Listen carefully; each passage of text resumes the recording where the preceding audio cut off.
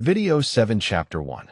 The arrogant display. The marble floors of the downtown courthouse echoed with the sharp click of designer heels as Marcus Wellington strode through the hallway, his arm draped possessively around the waist of a stunning blonde woman half his age. Stephanie Pierce turned heads as they walked, her emerald green dress hugging every curve while diamonds sparkled at her throat and wrists. She threw back her head and laughed at something Marcus whispered in her ear, the sound carrying across the formal space like a celebration already begun. Marcus adjusted his Italian silk tie with his free hand, the Rolex on his wrist catching the light from the tall windows. At 52, he carried himself with the confidence of a man who had never truly faced consequences for his actions. His salt and pepper hair was perfectly styled, his charcoal suit tailored to hide the slight softness that came with years of expensive dinners and premium scotch. Today felt like a formality, nothing more than signing papers to officially end what he considered the most tedious chapter of his life. They approached the heavy wooden doors of Courtroom 4A, where their future waited to be legally recognized. Marcus paused to check his reflection in the polished brass nameplate beside the door, straightening his shoulders with satisfaction. Everything was going exactly according to plan. Behind them, the same courthouse doors opened much more quietly. Claire Wellington entered alone, her modest navy blue dress a stark contrast to the designer spectacle that had preceded her. At 45, she possessed a quiet elegance that expensive clothes could never manufacture, though today she wore only a simple pearl necklace and matching earrings that had belonged to her grandmother. Her auburn hair was pulled back in a neat bun, revealing the kind of bone structure that spoke of good breeding rather than good plastic surgery. She carried a worn leather briefcase that had seen better days and walked with the measured pace of someone who had learned to navigate the world without making noise. Her wedding ring was gone, leaving only a pale band of skin as evidence of 23 years that were about to be legally erased. Behind her walked a single attorney, a woman in her 60s with silver hair and the no-nonsense demeanor of someone who had spent decades in family court. Marcus noticed Claire's arrival through the courtroom's glass partition and immediately pulled Stephanie closer, his voice rising just enough to ensure his words would carry. He wanted Claire to hear every syllable of what came next. "So where are we thinking for the honeymoon?" he asked Stephanie loudly, his tone deliberately casual. "I was considering the Maldives, but you mentioned wanting to see Europe properly this time. With the settlement money, we could easily do both. Maybe start in Paris, work our way through Italy, end up in Greece for a few weeks on the yacht." Stephanie's laugh was bright and musical, designed for maximum impact. "Oh, darling," she replied, her voice honey-sweet with just enough volume to carry across the marble floors. "After dealing with all this unpleasantness, we deserve to celebrate properly. I was thinking we could look at that penthouse in Manhattan too, the one with the wraparound terrace overlooking Central Park. Can you imagine the parties we could throw there?" Marcus nodded enthusiastically, playing his part in their calculated performance. The realtor said the previous owner was some tech billionaire who barely used it. 12,000 square feet, 5 bedrooms, full staff quarters. Perfect for entertaining the kind of people who matter. Not like the suburban mediocrity I have been trapped in for so long. Claire had taken her seat at the plaintiff's table by now, her expression carefully neutral as she organized papers with methodical precision. Her attorney, Margaret Thornfield, settled beside her with the calm efficiency of someone who had witnessed thousands of these proceedings. Margaret's briefcase was considerably more substantial than Claire's modest leather case, and she arranged multiple file folders across the table's surface with practiced ease. The courtroom itself spoke of old money and established power, with darkwood paneling rising 16 feet to an ornate coffered ceiling. Oil portraits of distinguished judges from decades past looked down from their gilded frames, their painted eyes seeming to follow the drama unfolding below. Morning sunlight filtered through tall stained glass windows, casting jeweled patterns across the polished floors and leather-bound law books that lined the walls. Marcus and Stephanie made their entrance into the courtroom proper like celebrities arriving at a premiere. His legal team, for attorneys in matching navy suits, rose from the defendant's table as if choreographed. The lead counsel, Harrison Blake, was exactly the kind of lawyer wealthy men hired when they wanted to intimidate rather than negotiate. His reputation for ruthless tactics and high-profile divorces was legendary, and his hourly rate reflected that status. Marcus shook hands with each member of his legal army, his voice booming across the courtroom as he expressed his confidence in the day's proceedings. "Gentlemen," he announced, "today we put an end to 23 years of disappointment and finally move forward with real life. I trust everything is prepared to ensure this goes smoothly and quickly." Harrison Blake nodded with the practiced assurance of someone accustomed to delivering favorable outcomes for demanding clients. "Everything is in order, Marcus. The settlement terms are more than generous considering the circumstances, and opposing counsel has already indicated their client's willingness to proceed without contest. This should be concluded before lunch, leaving you free to begin your new chapter."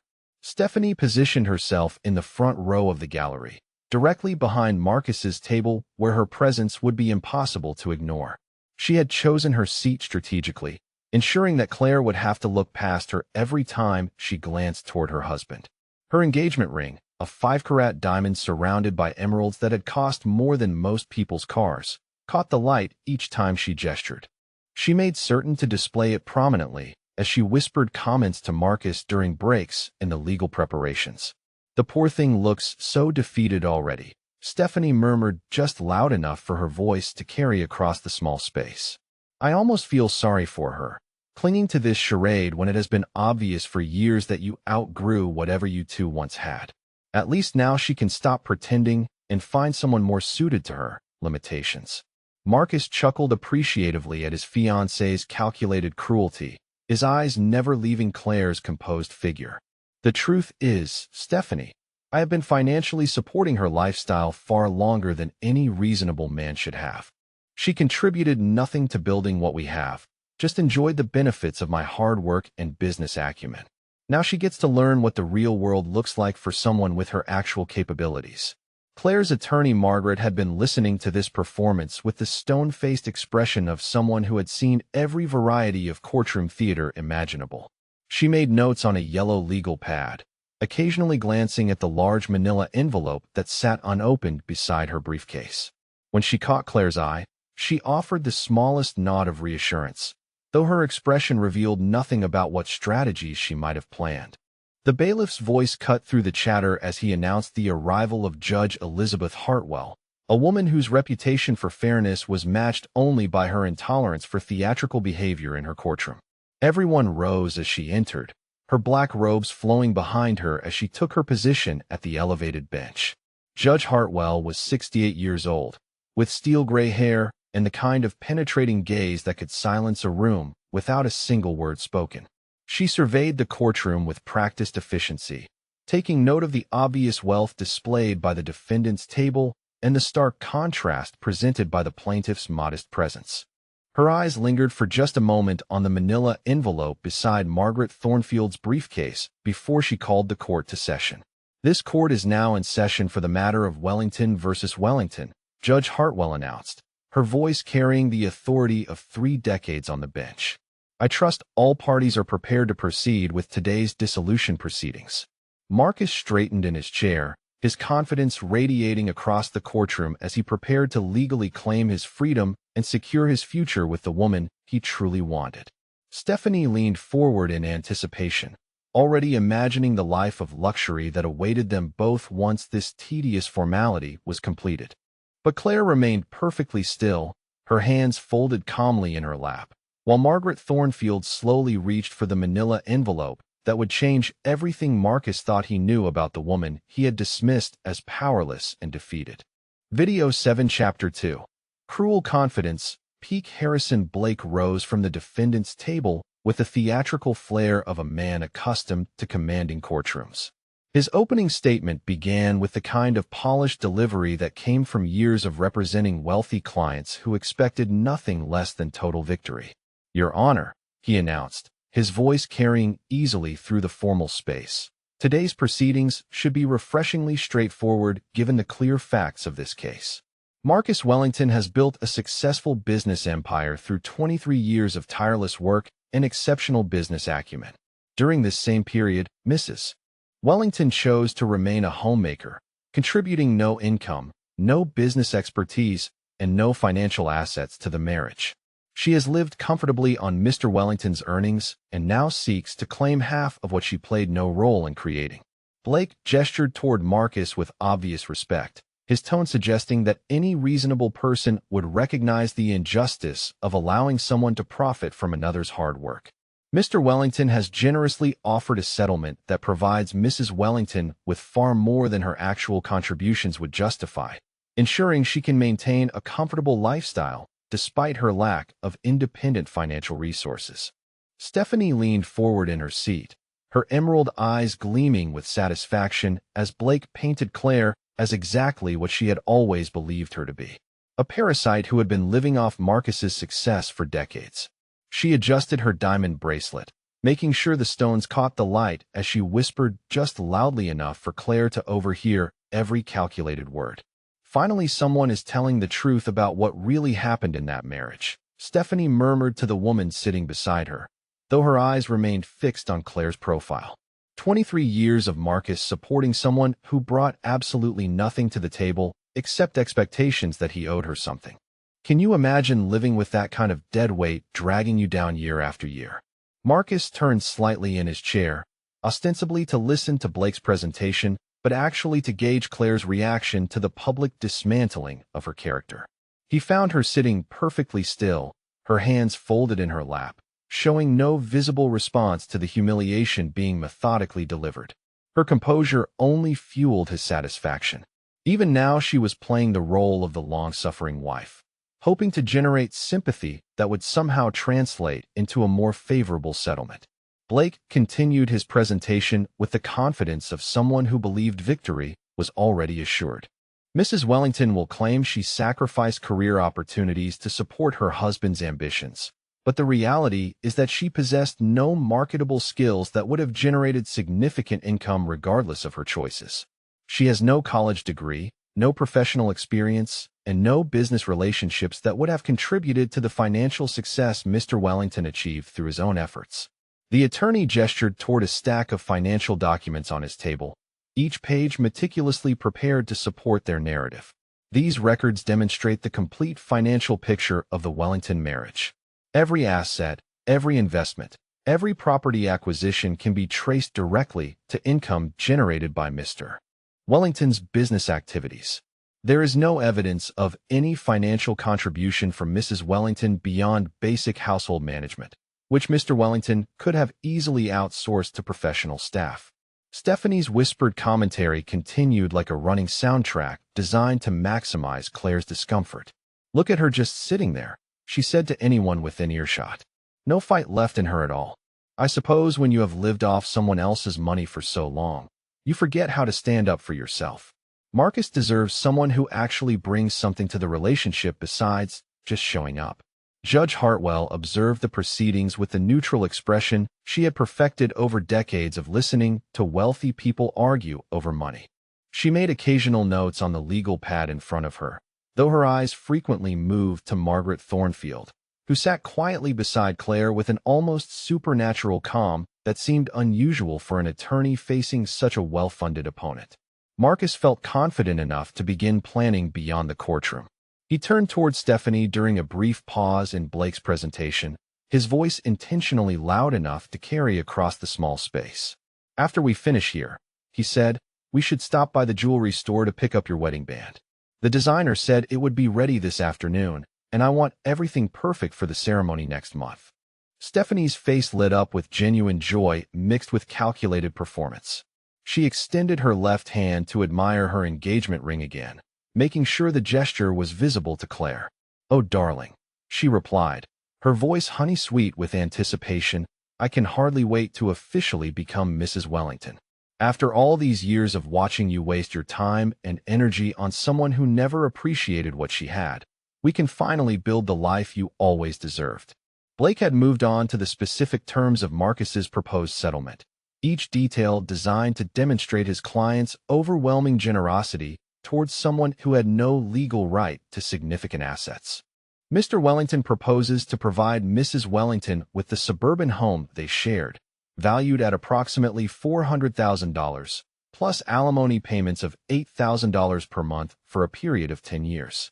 This arrangement would provide her with financial security far exceeding what her contributions to the marriage would justify under any reasonable analysis.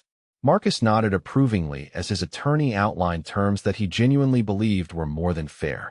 The house was nice enough for someone with Claire's modest expectations, and the alimony would allow her to maintain her quiet lifestyle without making demands on his future earnings. It was a clean break that would let him move forward without any lingering financial obligations to drag down his new marriage. Stephanie made another show of checking the expensive watch Marcus had given her for her birthday, a Cartier piece that cost more than most people earned in 6 months. "I hope this does not take much longer," she said with exaggerated concern. "We have dinner reservations at Luke Bernardine tonight with the Ashfords and the Cromwells. They are all so excited to finally meet me officially and start planning some proper entertaining once we are married." The mention of prominent social connections was another calculated reminder of the elevated world Marcus was entering, so different from the suburban mediocrity he was leaving behind. Stephanie had been carefully cultivating relationships with the wives of Marcus's business associates, positioning herself as the sophisticated hostess his success deserved rather than the retiring homebody he had been stuck with for so long. Blake concluded his opening statement with a flourish of legal certainty that left no room for doubt about the outcome. "Your Honor, the facts of this case speak for themselves. Mr. Wellington created the wealth in question through his own efforts and expertise. Mrs. Wellington has no legal or moral claim to assets she played no role in acquiring. The generous settlement offer on the table provides her with far more than she contributed and allows both parties to move forward with their lives. We respectfully request that the court approve these terms and grant the dissolution Mr. Wellington has properly requested." Marcus leaned back in his chair with the satisfaction of a man who had just watched his attorney demolish any possible argument for a different outcome. He caught Stephanie's eye and winked, his message clear. This tedious chapter of his life was about to officially close, freeing him to embrace everything he had been denied during his years of marriage to someone who had never understood his potential or ambitions. But Margaret Thornfield had not moved from her position beside Claire throughout Blake's entire presentation. She sat with her hands folded over a thick manila envelope, her expression revealing nothing about what she might be thinking or planning. The envelope itself was unremarkable, the kind of standard legal document holder that could contain anything from simple contracts to evidence that would change everything about the case that seemed so certain just moments before. Judge Hartwell looked toward the plaintiff's table with the neutral courtesy that marked all her interactions with counsel. "Miss Thornfield," she said, "are you prepared to present your client's response to the settlement proposal, or do you need additional time to review Mr. Blake's presentation?" Margaret Thornfield stood slowly, her movements deliberate and unhurried. She placed one hand on the manila envelope while meeting the judge's gaze directly.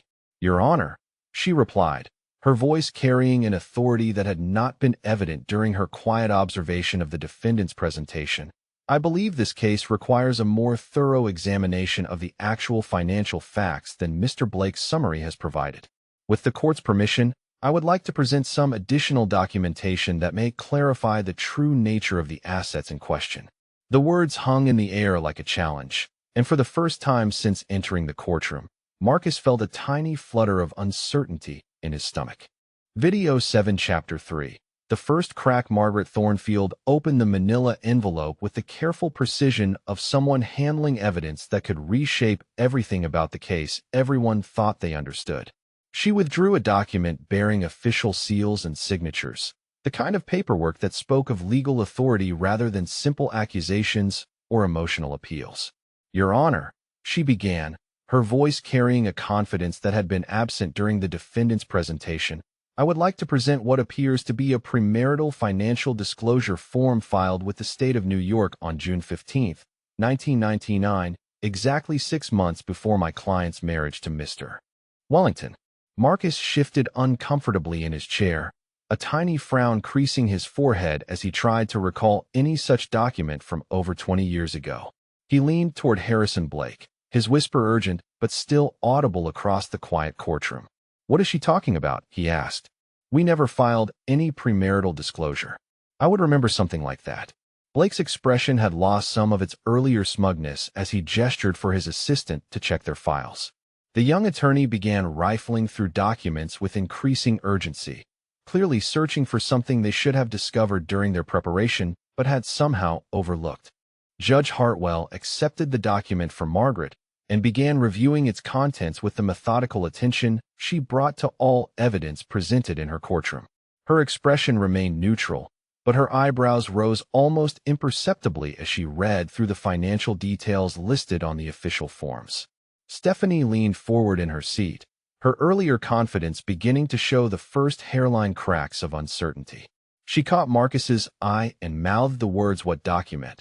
her perfectly manicured fingers gripping the back of his chair with enough force to show white knuckles beneath her expensive manicure. "This appears to be properly notarized and filed with the appropriate state offices," Judge Hartwell observed, looking up from the paperwork. "Miss Thornfield, would you please summarize the contents of this disclosure for the court's record?" Margaret nodded and lifted a second document from her envelope, this one containing what appeared to be detailed financial statements with multiple pages of supporting documentation. "According to this premarital disclosure, Your Honor, Claire Elizabeth Morrison, now Wellington, declared personal assets totaling approximately $12.7 million at the time of her engagement to Mr. Wellington." The number hit the courtroom like a physical blow. Marcus's mouth actually fell open as he processed what he had just heard, his mind racing to make sense of information that contradicted everything he thought he knew about the woman he had been married to for over 20 years. Stephanie's gasp was audible throughout the courtroom, her hand flying to her throat as if someone had just struck her. She stared at Claire's profile with the kind of shocked disbelief reserved for moments when reality suddenly shifts beneath your feet without warning. "The disclosed assets," Margaret continued with growing authority, "include a trust fund established by the Morrison Family Foundation, stock holdings in several major corporations including Morrison Industries, and real estate holdings in Connecticut, Martha's Vineyard, and Manhattan.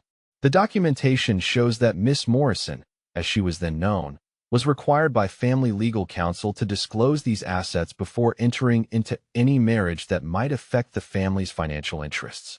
Marcus found his voice, though it came out as more of a croak than the confident tone he had maintained throughout the morning. "That is impossible," he said, loud enough for everyone to hear. "Claire never had any money when we got married. She was working as a secretary at some nonprofit organization. Her family lived in a modest house in Connecticut. There was never any mention of trusts or corporations or any of this." Harrison Blake was frantically whispering with his assistants, all of whom were now pulling out laptops and phones to research information they clearly should have discovered months ago. The lead attorney's face had gone pale as he realized the magnitude of what they had missed in their preparation. Margaret turned to address Marcus directly, her tone remaining professional despite the obvious satisfaction she felt at delivering information that was clearly devastating his assumptions. "Mr. Wellington," she said, "is it possible that your wife chose not to discuss her family's financial situation with you during your courtship? Many wealthy families prefer to keep such matters private, especially when they want to ensure that romantic relationships are based on genuine affection rather than financial attraction." Stephanie was now staring at Claire with an expression that mixed shock, confusion, and the dawning realization that everything she thought she understood about this divorce was completely wrong. The woman she had dismissed as a pathetic dependent apparently possessed wealth that dwarfed anything Marcus had accumulated during his supposedly impressive business career. Judge Hartwell continued reading through the disclosure documents, her expression growing more serious as she reviewed the detailed financial information. "Miss Thornfield," she said, "these documents suggest substantial assets that would have been protected under New York's separate property laws. Do you have additional documentation showing how these assets may have been utilized during the marriage?" Margaret reached into her envelope once again, this time withdrawing a folder thick with bank statements, investment records, and what appeared to be corporate documents spanning multiple decades. "Your Honor," she replied, "we have extensive records showing that Mrs. Wellington's family assets were used to fund virtually every major purchase and investment that Mr. Wellington has claimed as his own business success." Marcus shot to his feet, his voice rising with desperation as he tried to maintain control of a situation that was rapidly spinning beyond his comprehension. "Your Honor," he protested, "this is completely ridiculous. I built my business from nothing. Every success I achieved came from my own hard work and business expertise. I never received any money from Claire or her family for anything." Margaret turned toward Marcus with the kind of patient expression reserved for explaining simple facts to someone who refuses to acknowledge obvious reality. "Mr. Wellington," she said calmly, "do you recall the initial capital investment that allowed you to start Wellington Consulting in 2001? The amount was $600,000, which you used to lease office space, hire your first employees, and fund operations for the first 18 months while you built your client base." Marcus felt the blood drain from his face as he remembered exactly where that money had come from, though he had somehow managed to convince himself over the years that the source was less important than what he had accomplished with it. "That was a loan," he said weakly, his voice lacking any conviction. "Claire said her family was willing to help us get started, but it was always understood to be a business loan that I would pay back once the company became profitable." Stephanie was now looking between Marcus and Claire with growing horror as she began to understand the implications of what was being revealed.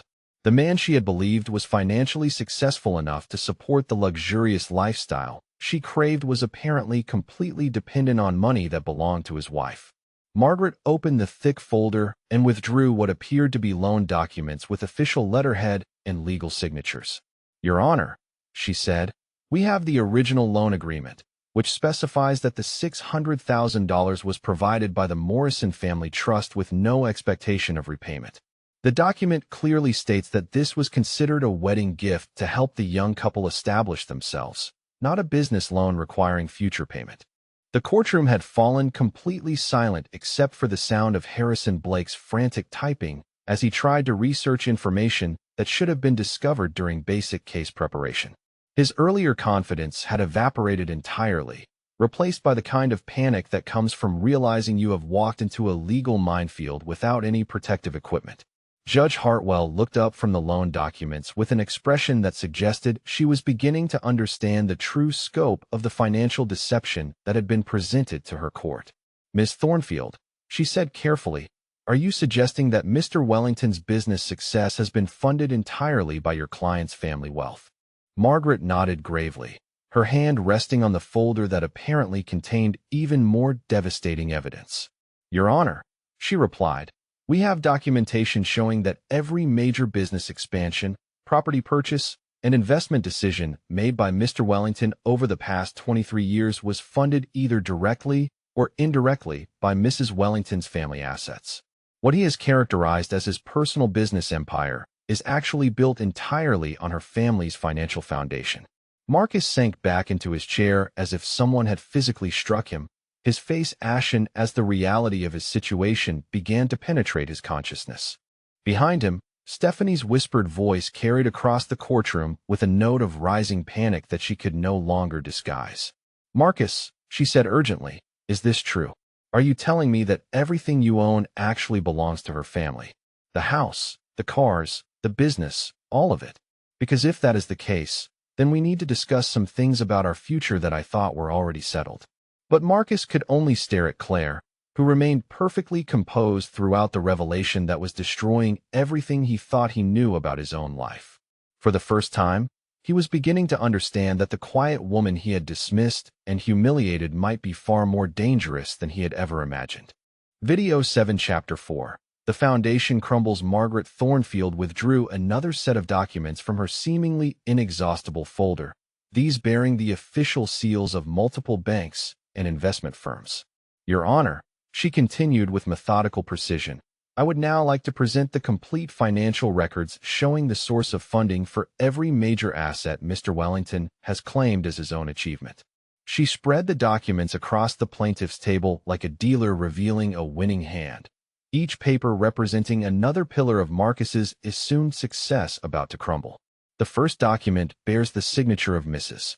Wellington, authorizing the transfer of $1.2 million from the Morrison Family Trust to purchase the Wellington family home in Greenwich in 2003. Marcus felt his world tilting as Margaret held up the deed to the house he had considered his greatest symbol of success. He remembered the day they had toured that property, how he had felt like he was finally achieving the lifestyle he deserved. But now the memory was poisoned by the realization that he had never been the provider he thought himself to be. Stephanie's face had gone completely white as she processed the implications. She gripped the armrest of her chair so tightly her knuckles showed through her perfectly applied makeup. The house she had been planning to redecorate, where she had imagined hosting elegant dinner parties for Marcus's business associates, apparently belonged to the woman she had spent months mocking as a pathetic dependent. The second property purchase, Margaret continued relentlessly, was the Manhattan office building that houses Wellington Consulting, purchased in 2007 for $4.8 million. Once again, funding came entirely from Mrs. Wellington's trust, transferred through what Mr. Wellington was told were favorable business loans, but were actually additional wedding gifts from the Morrison family. Harrison Blake had stopped even pretending to review his files. He sat frozen at the defendant's table, apparently calculating how severely this case was about to damage his reputation when word spread through the legal community that he had failed to discover the most basic facts about his client's financial situation. Judge Hartwell examined each document as Margaret presented it, her expression growing more grave as the scope of the deception became clear. "Miss Thornfield," she said carefully, "are you telling this court that Mr. Wellington has no independent assets whatsoever beyond what his wife's family has provided?" Margaret nodded solemnly as she lifted the thickest folder yet, this one containing what appeared to be decades of bank statements and corporate records. "Your Honor, the Morrison Family Trust has detailed records of every financial transaction involving Mr. and Mrs. Wellington since their marriage. The trust maintains these records because any expenditure over $50,000 requires approval from the family's financial advisors." She opened the folder to reveal page after page of financial documentation, each entry representing another instance where Marcus's supposed business acumen had actually been funded by wealth he had never acknowledged or appreciated. "The luxury cars Mr. Wellington drives," she said, "the country club memberships, the European vacations, the investment portfolio he manages through Wellington Financial Services, all of it funded by Morrison family money that was provided to ensure Mrs. Wellington could maintain the lifestyle she was accustomed to before marriage." Marcus tried to interrupt, his voice cracking with desperation as he attempted to salvage some version of reality that would preserve his self-image. "Those were investments," he protested weakly. "I used the money Claire's family provided to build something larger. I turned their initial support into a successful business empire that benefited everyone involved." Margaret turned to face him directly, her expression showing the kind of patience reserved for correcting fundamental misunderstandings. "Mr. Wellington," she said calmly, "your business consulting firm has generated approximately $2.4 million in revenue over 22 years of operation. During that same period, Mrs. Wellington's family trust has provided over $8.7 million to fund the lifestyle and business operations you have claimed as evidence of your success." The mathematics were devastating in their simplicity. Marcus had not built an empire. He had managed to spend more than twice what he earned while convincing himself that he was a successful entrepreneur. Every client he had impressed, every business associate who respected his apparent wealth, every moment of pride he had felt about his achievements, all of it based on money that had never belonged to him. Stephanie was now openly staring at Claire with a mixture of shock and something approaching fear. The woman she had dismissed as a defeated housewife controlled wealth that made Marcus's supposed success look like pocket change. Worse, Stephanie was beginning to understand that her own future security was entirely dependent on money that would disappear the moment this divorce was finalized. "Your Honor," Margaret continued, pressing her advantage while the defendant's table remained stunned into silence, "Mrs. Wellington's family trust also holds controlling interests in 17 different corporations, including the 3 companies that provide the majority of revenue for Wellington Consulting. Mr. Wellington has essentially been paid by his wife's family for over 2 decades while believing he was running an independent business." Judge Hartwell set down the documents she had been reviewing and looked directly at Marcus with the kind of stern attention that made seasoned attorneys nervous. "Mr. Wellington," she said, Are you telling this court that you were unaware of your wife's family's financial involvement in your business operations?" Marcus opened his mouth to respond, but found he had no words that could possibly explain 23 years of willful blindness to the source of his supposed success. He had convinced himself that Claire's occasional mentions of family money were just modest contributions, not the foundation of everything he had built his identity around. Harrison Blake finally found his voice, though it came out as barely more than a whisper. "Your Honor," he said desperately, "my client was clearly unaware of the full extent of these financial arrangements. We request a brief recess to review this new information and adjust our settlement proposal accordingly." Margaret smiled for the first time since entering the courtroom, and there was nothing gentle about the expression. "Your Honor," she replied, "I am afraid that will not be possible. You see, Mr. Wellington was provided with complete financial disclosure of these arrangements on no fewer than 6 occasions during the marriage, including signed acknowledgments that he understood the source of the funding for each major purchase." She withdrew yet another document from her folder, this one bearing Marcus's signature and a notary seal dated just 3 years earlier.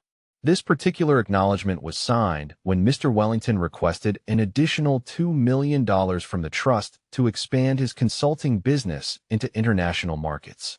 The document clearly states his understanding that all funding comes from Morrison family assets, and that the business expansion would remain property of the trust rather than his personal holdings. Marcus remembered signing that document, but he had convinced himself it was just paperwork required by Claire's overly cautious family lawyers. He had never truly processed what it meant about the ownership of everything he considered his life's work. Stephanie stood up abruptly, her chair scraping loudly against the marble floor as she backed away from the defendant's table. She looked between Marcus and Claire with the expression of someone who had just realized she had been planning her future based on a complete illusion. "Marcus," she said, her voice rising with panic barely held in check, "we need to talk. Right now? Outside. Because if what she is saying is true, then everything you told me about our future together was a complete lie." But Marcus could not move from his chair. He sat frozen as Margaret continued to methodically dismantle every assumption he had held about his own life. Each document she presented destroying another piece of the identity he had constructed around his supposed success. Margaret lifted one final folder, this one bound with red ribbon and bearing the seal of what appeared to be a major law firm. "Your Honor," she said, "this brings us to the matter of the prenuptial agreement that Mr. Wellington signed 6 months before his marriage to Mrs. Wellington. The agreement clearly states that all Morrison family assets would remain separate property, and that Mr. Wellington would have no claim to any wealth generated by those assets during the marriage." The prenuptial agreement landed on the table like a verdict, and Marcus finally understood that his confident plans for a profitable divorce had been built on foundations that had never existed at all. Video 7 Chapter 5 Justice Delivered. Judge Hartwell removed her reading glasses and set them down with the deliberate precision of someone about to deliver a judgment that would reshape multiple lives. She had reviewed every document Margaret Thornfield had presented, cross-referenced the financial records with the prenuptial agreement, and reached conclusions that would demolish the assumptions everyone had brought into her courtroom. "Based on the evidence presented today," Judge Hartwell announced, her voice carrying the weight of legal authority that could not be appealed or argued, "it is clear that this court was provided with fundamentally incorrect information about the nature of the assets in question.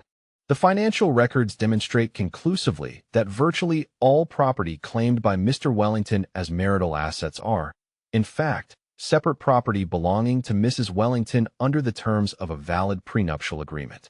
Marcus sat motionless as the words struck him like physical blows.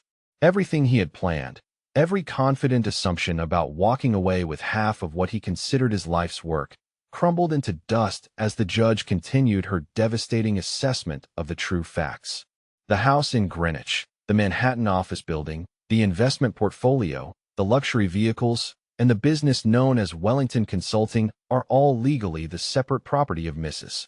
Wellington, having been purchased with funds from the Morrison Family Trust under the protections established in the prenuptial agreement signed by both parties in 1999. Stephanie had moved closer to the courtroom doors during the judge's pronouncement, her face pale with the realization that the wealthy lifestyle she had been promised was an illusion built on money that had never belonged to the man she planned to marry. Her diamond engagement ring suddenly felt heavy on her finger, a symbol of promises that could not possibly be kept. Judge Hartwell continued with the methodical destruction of Marcus's position. Mr. Wellington will retain ownership of his personal effects and the business income generated by Wellington Consulting that represents actual revenue from client services rather than funding provided by the Morrison Family Trust. Based on the financial analysis presented by Mrs. Wellington's counsel, this amounts to approximately $400,000 in legitimate business assets. Harrison Blake finally attempted to salvage something from the wreckage of his case. "Your Honor," he said desperately, "surely there must be some consideration for the sweat equity Mr. Wellington has invested in building these businesses over more than 2 decades. Even if the initial funding came from Mrs. Wellington's family, my client's management and expertise have presumably added value to the original investments." Judge Hartwell looked at Blake with the expression of someone who had just heard a lawyer make an argument that revealed fundamental ignorance of the law. "Mr. Blake," she replied coldly, "your client signed a comprehensive prenuptial agreement that specifically addressed this exact question. The agreement states clearly that any increase in value of separate property assets would remain separate property, and that management services provided by either spouse would be considered contributions to the marriage rather than grounds for ownership claims." Margaret Thornfield rose from her chair, and for the first time all day, Claire looked up from her folded hands to meet the eyes of the woman who had just destroyed her husband's world with nothing more than documents he should have remembered signing. "Your Honor," Margaret said, her voice now carrying the authority of someone who had just won a complete victory, "Mrs. Wellington would like to address the court regarding the dissolution of this marriage and her intentions regarding the assets in question." Claire stood slowly, her movements graceful despite the tension that filled the courtroom. When she spoke, her voice was clear and steady, carrying none of the uncertainty or defeat that Marcus had assumed defined her character. "Your Honor," she began, "I have spent 23 years of my life married to a man who convinced himself that my family's generosity was his personal success, and my quiet support was evidence of my dependence on his achievements." Marcus looked up at his wife as if seeing her for the first time. The woman he had dismissed as a defeated housewife was addressing the court with the confidence of someone who had never needed his permission to be powerful.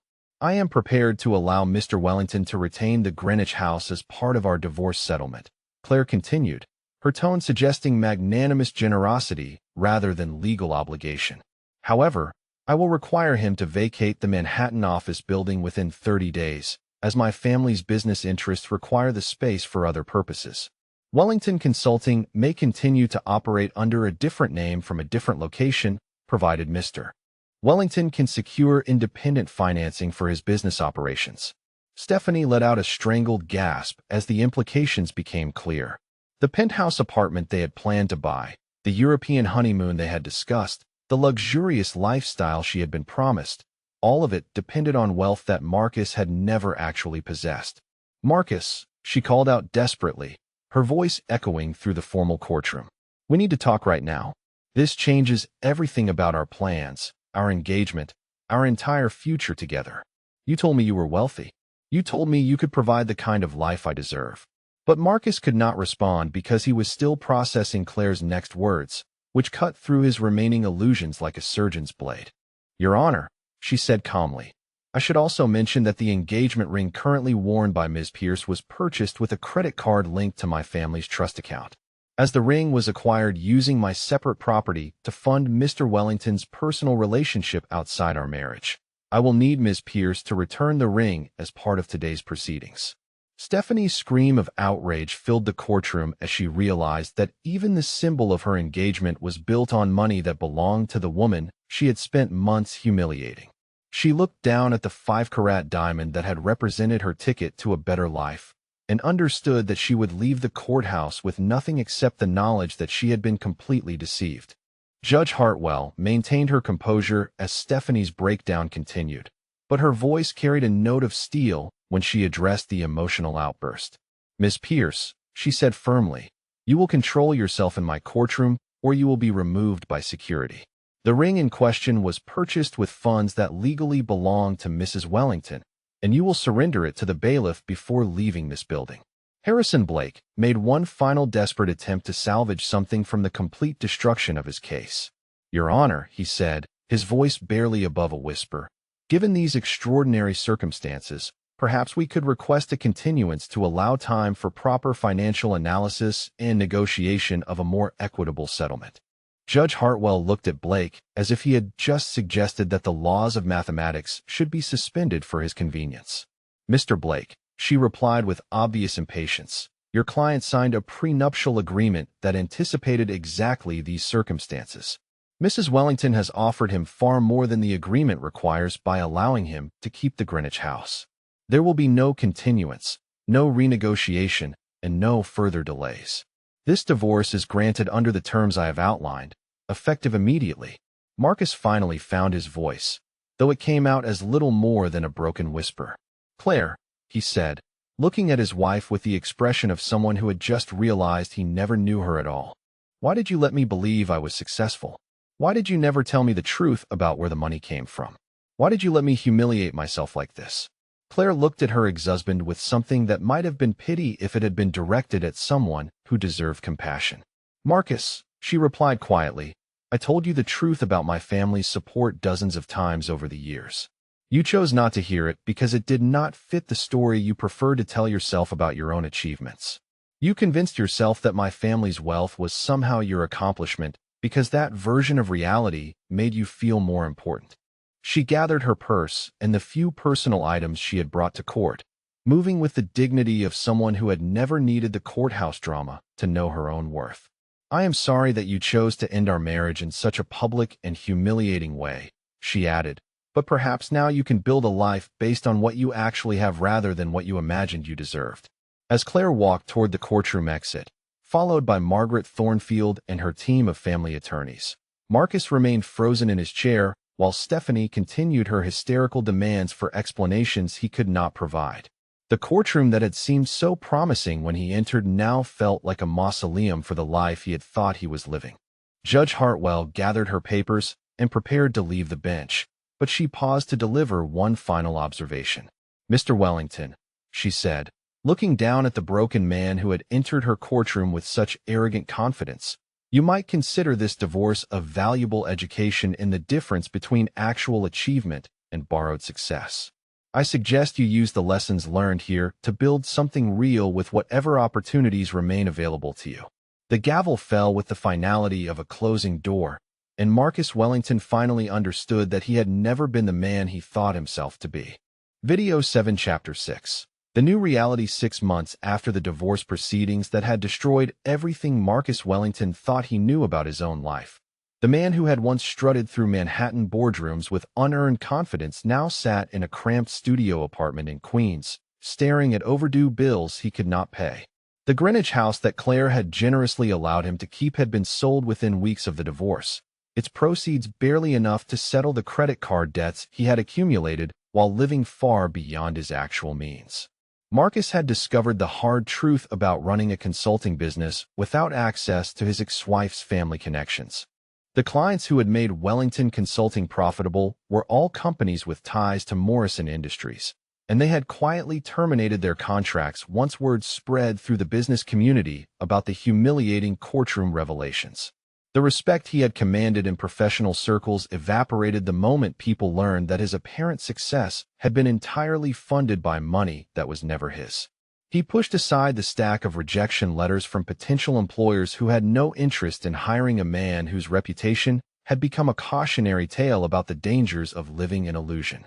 At 53, Marcus was discovering that decades of borrowed authority did not translate into marketable skills when stripped of the financial foundation that had made his confidence possible. The phone on his discount furniture desk rang with the harsh tone of yet another creditor demanding payment he did not have.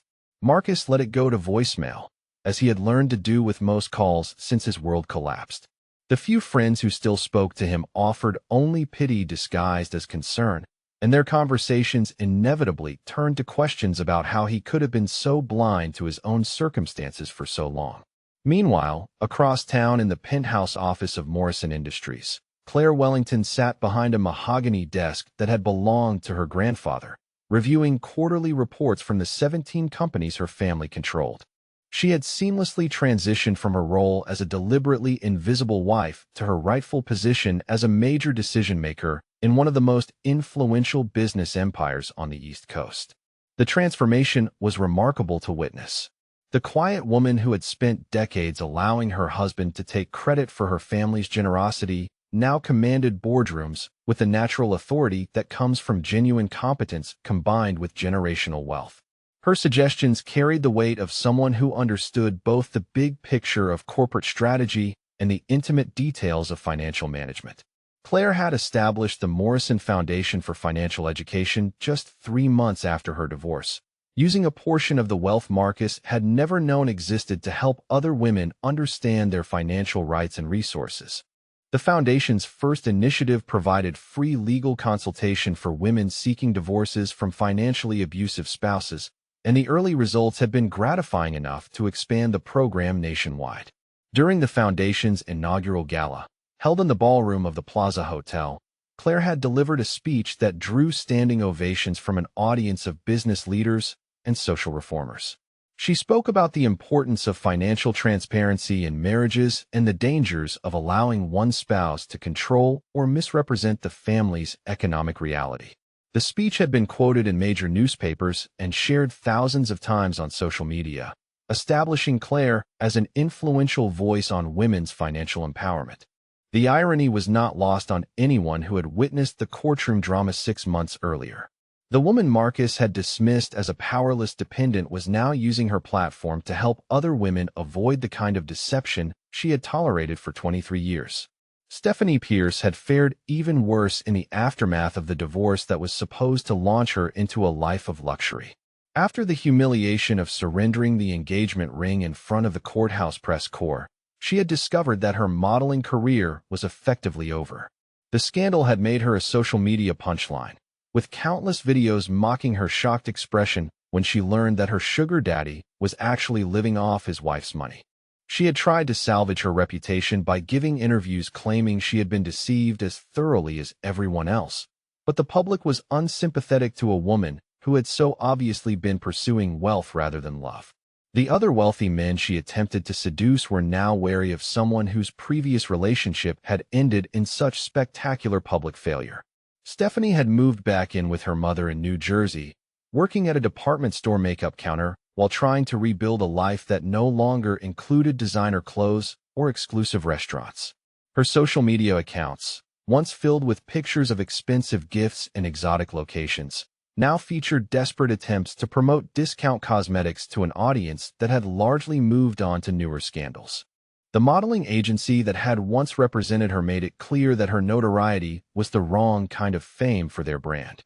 Clients wanted beautiful women who enhanced their products, not viral cautionary tales about the dangers of gold digging that backfired spectacularly.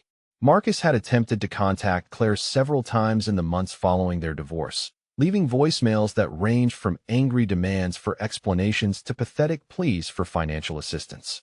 Claire had instructed her attorney to handle all communication from her ex-husband, and Margaret Thornfield had made it clear that any further harassment would result in legal action that Marcus could not afford to defend against. The business community had not forgiven Marcus for his spectacular self-deception. Former colleagues avoided him at professional events, uncomfortable with the reminder of how thoroughly someone could fool themselves about their own circumstances.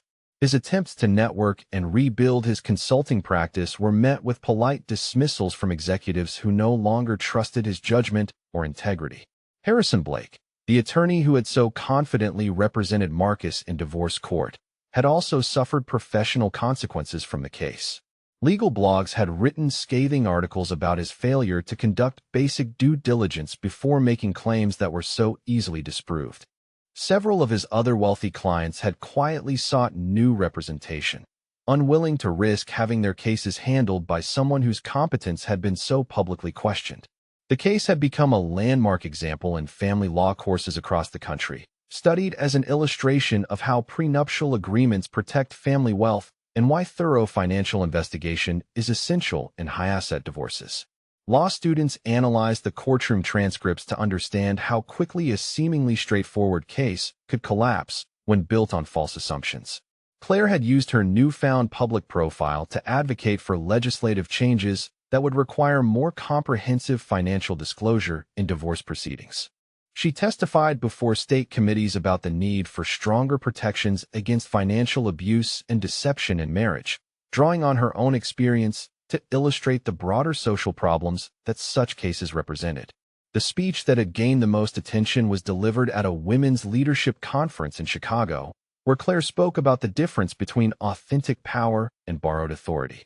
She described how she had watched her husband build his identity around accomplishments that were never his, and how his eventual downfall was inevitable because no foundation built on deception could withstand scrutiny. "You cannot sustain success that is not actually yours," Claire had told the audience of executives and entrepreneurs. Eventually, reality demands an accounting, and those who have been living beyond their actual means will face consequences that no amount of confidence or bluster can prevent. The most dangerous person in any organization is someone who believes their own false narrative about their capabilities and contributions. The Morrison family had welcomed Claire's increased involvement in their business empire with enthusiasm that had been building for years. Her father and uncles had always known she possessed the intelligence and temperament for leadership, but they had respected her choice to maintain a low profile during her marriage. Now that she was free to embrace her heritage fully, they were eager to benefit from her insights and energy. Claire had been elected to the board of directors of Morrison Industries within 4 months of her divorce, and her proposals for expanding into sustainable energy and technology had already generated significant returns for the family's investment portfolio. She approached business decisions with the same methodical precision she had used to document her husband's financial dependence, and her colleagues quickly learned to take her recommendations seriously. Marcus had heard about Claire's business success through the professional networks that no longer welcomed him, and the knowledge that his ex-wife was thriving while he struggled with basic survival added another layer of humiliation to his daily existence. He had convinced himself for so long that Claire needed him that discovering she had been supporting him all along felt like learning that gravity worked in reverse.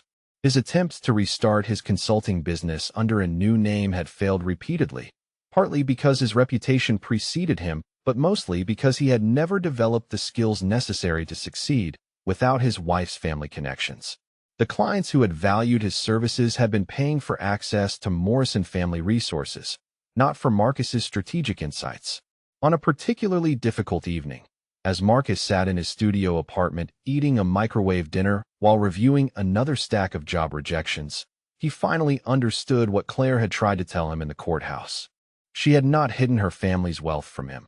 He had simply refused to acknowledge it because accepting the truth would have required abandoning the flattering story he preferred to tell himself about his own achievements. The phone rang again, displaying the number of another creditor seeking payment for debts incurred during his years of false prosperity. Marcus let it ring, knowing that tomorrow would bring more of the same calls. More reminders that the life he had thought he was living had been nothing more than an expensive illusion funded by the generosity of a woman he had never bothered to truly know. 6 blocks away, Claire Wellington finished reviewing the plans for the Morrison Foundation's newest initiative, a scholarship program for women seeking business education after divorce.